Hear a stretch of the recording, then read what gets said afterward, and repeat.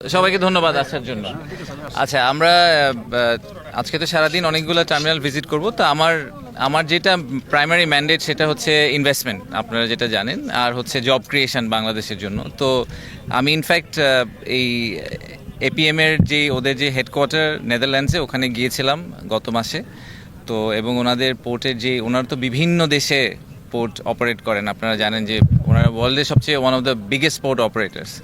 তো ওনাদের যেই সিইও, তার নিচে চিফ ইনভেস্টমেন্ট অফিসার বলে একজন আছে, উনি আমার চাকরিটা আর কি ধরেন ওনার ওই কোম্পানির হয়ে করেন। তো ওনার সাথে আমার একটা ইন্টারাকশন হয়েছিল, আমি ছোট্ট করে গল্পটা একটু বলি। সেটা হচ্ছে যে উনি বলছিলেন যে ওনার ছেলে এবং তার বন্ধুরা তাকে জিজ্ঞেস করছিল যে আপনি কি চাকরি করেন, মানে আপনি হোয়াট ডু ইউ ডু। তো উনি বলেছেন যে আমি এরকম বড় একটা পোর্ট কোম্পানির চিফ ইনভেস্টমেন্ট অফিসার। তো এইটা তো আমাদের জেনজির জন্য এটা ইম্পর্টেন্ট না যে আপনি একটা পোর্ট কোম্পানির বড় অফিসার। তো বলছে যে না, তবে আপনি অ্যাকচুয়ালি মানুষের জন্য কি করেন। তো ওইটার এক্সাম্পল হিসাবে ওনারা এত 60টার উপরে দেশে অপারেট করেন, কিন্তু এই সব কিছুর পরে বাংলাদেশে ওনারা এখনও শুরু করেননি। কিন্তু উনি এক্সাম্পল দিয়েছেন বাংলাদেশের। উনি এক্সাম্পলটা দিয়েছেন যে যখন আমরা বাংলাদেশে একটা পোর্ট করার চেষ্টা করছি, এবং সেই পোর্টটা যখন